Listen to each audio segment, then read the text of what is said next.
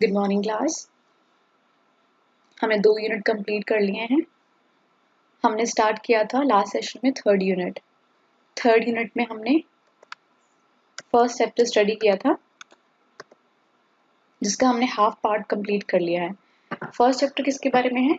Introduction to biomedical waste management, जिसमें हमने definition पढ़ी थी, डेफिनेशन स्टडी कर लिया है और आगे डिफरेंट डेफिनेशंस पढ़ी थी वेस्ट को लेके, कितने तरह के वेस्टेज होते हैं और उनकी क्या क्लासिफिकेशन है, वो हमने स्टडी किया लास्ट सेशन में।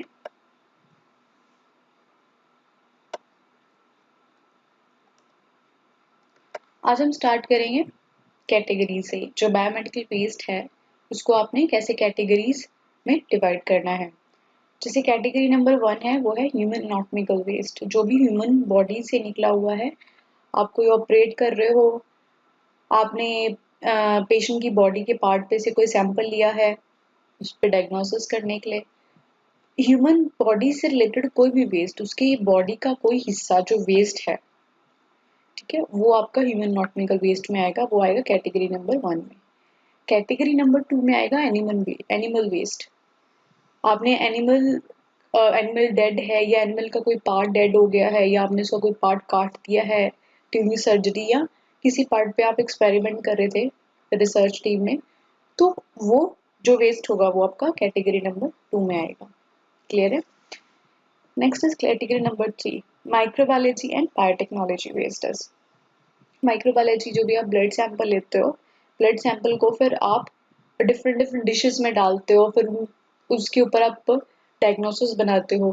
तो जो चीज़ें यूज होती हैं, ठीक है, वो कोई डिश होगी या कोई प्लेट होगी या कुछ किसी भी तरह की कोई जो डिवाइसेस हैं जो यूज हो रही हैं, ठीक है, वो आपने कैसे डिस्कार्ड करनी है कैटेगरी नंबर 3 में। Next is category number 4 base sharp. Needle, syringes, blade, glass, जो भी शार्प है, निकीली चीजें हैं, तीखी चीजें हैं, वो सारी जो है वो कैटेगरी नंबर 4 में आएंगी। That is capable of causing puncture and cuts, जिनका हमारे हाथ में चुभने का खतरा है। मेन तो नीडल्स हैं, ठीक है, और उसके बाद ब्लेड्स हैं या कांच है, कांच टूटा हुआ भी और दूसरा कांच भी। This includes both used and unused sharps. Category number 4 में डालनी है आपने। कैटेगरी नंबर 5 में क्या आएगा? Discarded medicine and cytotoxic drug. आपने लास्ट हमारी क्लास में हमने स्टडी किया था कि साइटोटॉक्सिक ड्रग्स कौन से होते हैं? कैंसर ड्रग्स होते हैं, जो एंटी कैंसर ड्रग्स जो है वो है। वो जो मेडिसिन डिस्कार्डेड है, जो मेडिसिन आपने यूज करने के बाद डिस्कार्ड कर दी है, ड्रग्स आपने यूज करने के बाद डिस्कार्ड कर दिए, वो आपके कैटेगरी नंबर 5 में आएंगे। जो आउटडेटेड हो गए, एक्सपायरी हो गए या फिर कंटेमिनेटेड है या फिर यूज की हुई है मेडिसिन, जो है कैटेगरी नंबर 5 में आएंगी। नेक्स्ट है category number 6, solid waste items contained with blood, body fluids including cotton, dressing, soil, plaster, cast, linen, beddings and other materials। Solid चीज जो है वो सॉलिड है, लाइक जैसे एक लिक्विड होता है, लिक्विड नहीं है, हार्ड कोई चीज है।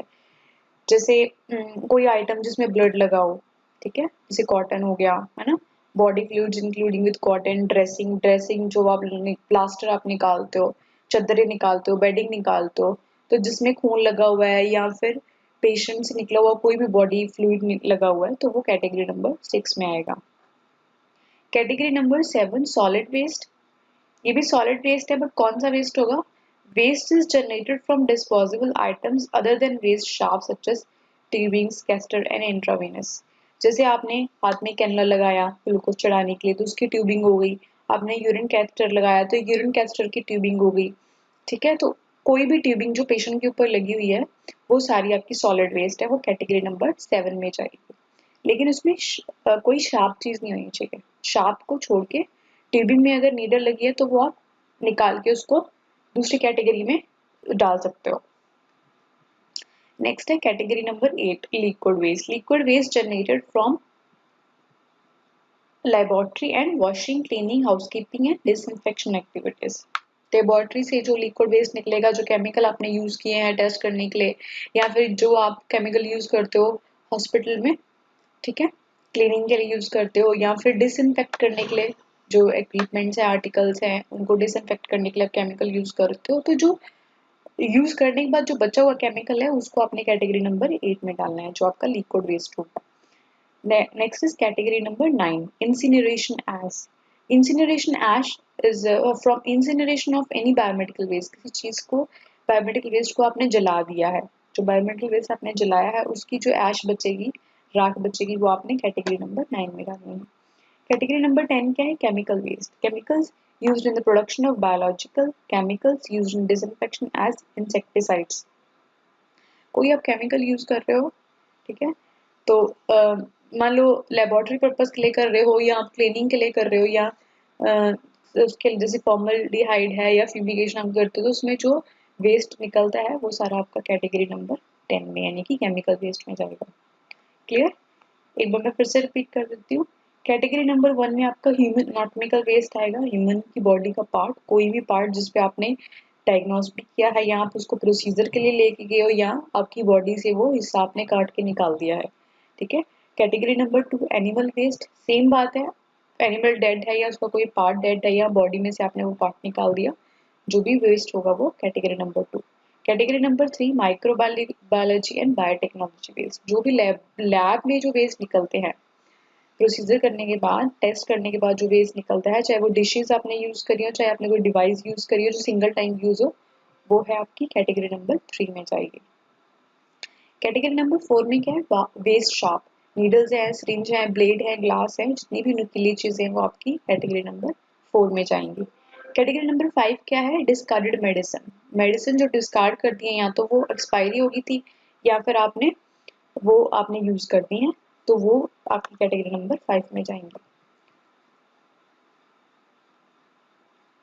कैटेगरी नंबर 6 है सॉलिड वेस्ट, जो कि सॉलिड क्या होगा आपका, लाइक जैसे कॉटन है या ड्रेसिंग है या कोई चादर या बेडिंग या कोई ऐसा मटेरियल जो सॉलिड है लेकिन जिसपे पेशेंट के खून के दाग लगे हुए हैं, खून लगा हुआ है या उसकी कोई भी बॉडी फ्लूइड लगा हुआ है, तो वो सॉलिड वेस्ट है। कैटेगरी नंबर 7 सॉलिड वेस्ट है, लेकिन वो सॉलिड वेस्ट है जो जैसे ट्यूबिंग्स है, कैथेटर है, इंट्रावेनस है, या फिर जो जिस कोई भी डिवाइस पेशेंट पे लगी हुई है वो सॉलिड वेस्ट है, ठीक है, यूज करने के बाद। नेक्स्ट है कैटेगरी नंबर 8 लिक्विड वेस्ट, जो भी लेबोरेटरी और वॉशिंग और क्लीनिंग एरिया से निकलता है वो लिक्विड वेस्ट है। नेक्स्ट इंसिनरेशन ऐश। ऐश कहाँ से निकलेगी? आपने बायोमेडिकल वेस्ट को जला दिया है, उससे जो ऐश निकलेगी वो इंसिनरेशन ऐश है और वो आपने कैटेगरी नंबर 9 में डालनी है। कैटेगरी नंबर 10 में क्या आएगा? Chemical waste. Chemical used in production of biological chemical used in disinfection as insecticides. जो केमिकल यूज होते हैं बायोलॉजिकल और उस केमिकल डिसइंफेक्शन के लिए जो यूज होते हैं वो जाएंगे आपके कैटेगरी नंबर 10 में।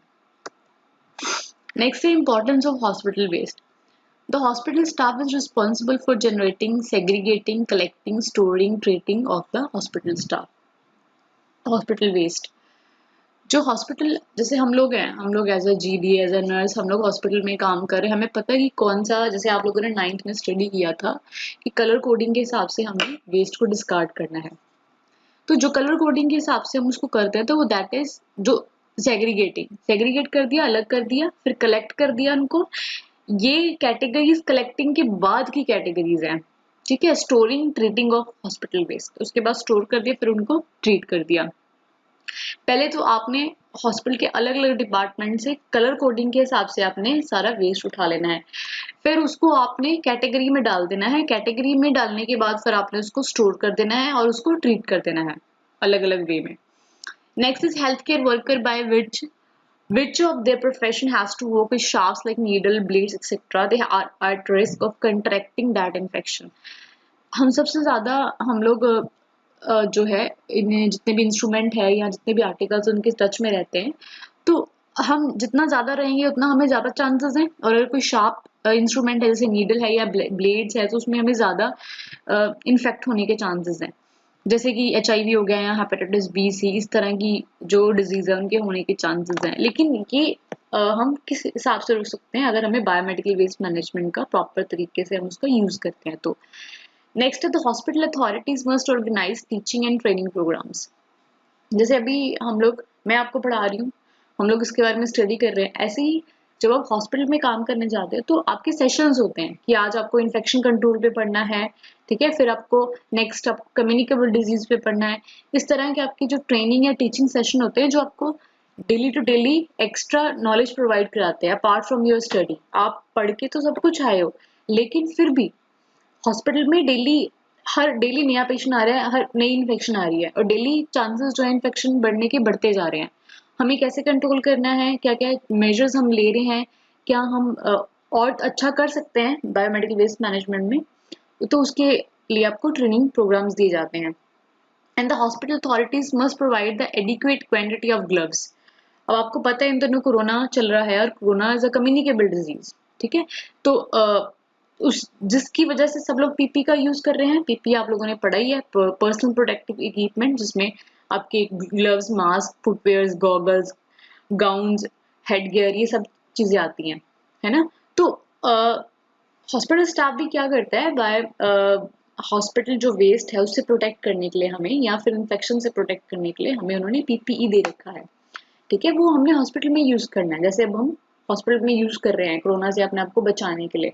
तो corona like now a days it's a very dangerous disease. चलो अभी तो है, लेकिन उससे पहले या उसके बाद भी बहुत सारी ऐसी डिजीजेस हैं जिससे हमें खतरा है, या हमारे खुद के आसपास के इन्वायरमेंट से हमें ज्यादा हार्म है। जहाँ पे ज्यादा हार्म हमें लगता है तो हम इन चीजों को पीपीई को फॉलो करते हैं और हम ये वेस्ट मैनेजमेंट को हम लोग मेंटेन कर रहे हैं, जस्ट बिकॉज कि हमारा जो इन्वायरमेंट है वो इन्फेक्शन फ्री हो जाए।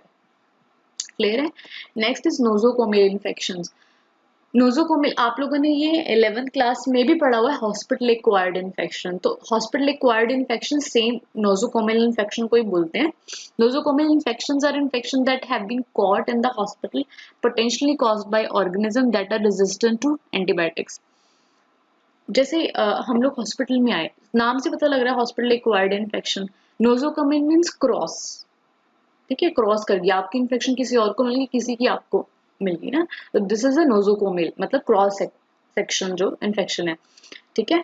तो एक दूसरे की इन्फेक्शन आपने ले ली, ठीक है, तो वो कैसे होगा, अगर lack of management in the biomedical waste, ठीक है, अगर प्रॉपर तरीके से आपने चीजें जो है वो मैनेजमेंट नहीं कर रखी वेस्ट को डिस्कार्ड करने में, दूसरा आपने इन्फेक्शन कंट्रोल स्ट्रेटजी नहीं अपना रखी है, क्लियर है, और क्लीनिंग प्रॉपर नहीं है, एनवायरनमेंट इतना ज्यादा क्लीन और मतलब डिसइंफेक्टेड नहीं है जितना होना चाहिए। It is an infection that was not present or incubating prior to the patients being admitted to the hospital, but occurs within 72 hours after admittance of to the hospital. See, मैंने आपको बताया ना कि हॉस्पिटल के आने के बाद होती है, और जरूरी नहीं कि वो पहले से वो इन्फेक्शन अवेलेबल हो हो सकता है आपके साथ कोई पेशेंट आया, आप आए हो तो आप भी रेजिस्टेंट हो। इसमें एक चीज और इन्होंने मेंशन करी कि रेजिस्टेंट मतलब आपकी इम्यूनिटी इतनी अच्छी नहीं है कि मतलब आप इजीली दूसरों की बीमारियां ले सकते हो, रेजिस्ट कर रही है बॉडी जो है आपकी, इन्फेक्शन से जो है वो लड़ नहीं पा रही है, तो उसको इन्फेक्शन होने के चांसेस ज्यादा हैं।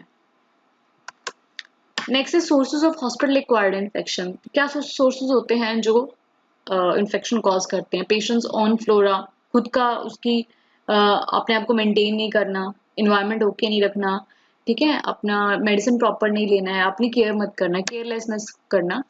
Next is flora of another patients, दूसरे पेशेंट्स पे अगर कोई केयरलेसनेस होती है तो उससे हमें हार्म है, और हमारी से हमें है और दूसरों को भी है। फॉर इज एनी ऑब्जेक्ट और substance capable of carrying infections organism. हमारे आसपास हम लोग घर पे हैं, हम लोग जॉब पे हैं, हम लोग कहीं पे भी हैं, छोटे छोटे ऑर्गेनिज्म जो हवा में है जो नॉर्मल इन्फेक्शन कैरी करते हैं, लेकिन जो हॉस्पिटल में है वो दूसरी इन्फेक्शन भी कैरी करते हैं जो हमारे लिए डेंजरस है, ठीक है। It can either be dangerous और नॉट, बिकॉज वो इन्फेक्शन जो है हो सकता है इतनी हार्मफुल ना हो, लेकिन हमें हो जाएगी, वो हो सकता है टाइम टू टाइम वो ठीक भी हो जाए, लेकिन ऑर्गेनिज्म ऐसे हैं जो इन्फेक्शन कैरी करते हैं हॉस्पिटल में आने के बाद, जो हमें मिल जाती है 72 आवर्स के गैप में, that is hospital acquired infection. Environmental sources, मैंने आपको बताया था कि सराउंडिंग क्लीन ना होना, ठीक है, हाउसकीपिंग मिसमैनेजमेंट है, या केमिकल डिसइंफेक्शन नहीं किया हुआ आपने। उसके बाद है इन्वायरमेंटल सोर्स, हाँ, कंटेमिनेशन बाय पेशेंट्स में भी ऑलरेडी हम स्टडी कर चुके हैं कि दूसरों पेशेंट से आपको कंटेमिनेशन होता है, अटेंडेंट से, विजिटर से, एंड हॉस्पिटल स्टाफ से। तो these are the main sources. Next is the routes of transmission of infection, कैसे आप इन्फेक्शन जो आप अपने अंदर लोगे। First is aerial route, for example through inhalation of hospital dust. सबसे जो मेजर पार्ट है वो यही है, कोई भी इन्फेक्शन है जनरली हम अपनी सांसों के द्वारा अपनी ब्रीथिंग के थ्रू लेते हैं अपनी बॉडी के अंदर। जब हम नॉर्मल ब्रीथ करते हैं तो हम इन्फेक्शन को अंदर ले लेते हैं। Direct contact for example through abrasion on skin और थ्रू म्यूकस मेम्ब्रेन, ठीक है। किसी जो हमारी स्किन है, स्किन पे कुछ कट गया है, इन्फेक्शन जो उसके थ्रू अंदर चली जाती है, या म्यूकस मेम्ब्रेन के थ्रू अंदर चली जाती है। फीको oral route for example through injection of food, कोई जैसे आपने गंदा खाना खा लिया, गंदा पानी पी लिया जो इन्फेक्टेड था पहले से, ठीक है, तो उसकी वजह से आपको हो गया। उसके बाद है parenteral route during the process of injection and infusion. आप इंजेक्शन दे रहे हो तो इंजेक्शन में ही ऐसी आपकी जो इन्फेक्शन है उस पर आपने इन्फेक्शन कंट्रोल मेजर्स नहीं अपनाए हैं और किसी और पेशेंट की इन्फेक्शन वो पेशेंट दूसरे पेशेंट के अंदर चली गई है, या फिर इन्फ्यूजन के थ्रू वो अंदर चली गई है। थ्रू इक्विपमेंट एंड मटेरियल्स, आपने कोई आर्टिकल, कोई ऐसी चीज, हॉस्पिटल की कोई इंस्ट्रूमेंट आपने यूज किया पेशेंट पे, जो आपने पहले किसी पेशेंट पे करने के बाद उसको स्टरलाइज नहीं किया और आपने दूसरे पेशेंट पे यूज कर दिया, तो उसका जो इन्फेक्शन है वो भी पेशेंट में चला जाएगा। तो these are main routes of admission of infection, कि जो इन्फेक्शन जो है आपकी बॉडी में कैसे एडमिट होती है, कैसे ट्रांसफर होती है। इसके साथ हमारा ये चैप्टर कंप्लीट होता है। हमने बायोमेडिकल वेस्ट मैनेजमेंट में क्या कैटेगरीज होती हैं, किस तरह कैटेगरीज में आपने डिवाइड करना है अपने वेस्ट को, वो आपने स्टडी कर लिया है, और नोजोकोमियल इन्फेक्शन स्टडी कर लिया है। इसमें हमारा यहाँ फर्स्ट चैप्टर कंप्लीट हो जाता है। इसमें कोई भी डाउट हो मुझे आप मैसेज कर सकते हो व्हाट्सएप पे, इसके क्वेश्चन मैं आज शाम को आपको व्हाट्सएप कर दूंगी। हर बार की तरह अंत में मैं फिर से आपसे रिक्वेस्ट करना चाहूंगी, सब लोग अपने घर पे रहें, अच्छा खाना खाएं, अपनी इम्यूनिटी को स्ट्रांग रखें और सोशल डिस्टेंसिंग को मेंटेन कीजिए। Thank you so much, have a nice day.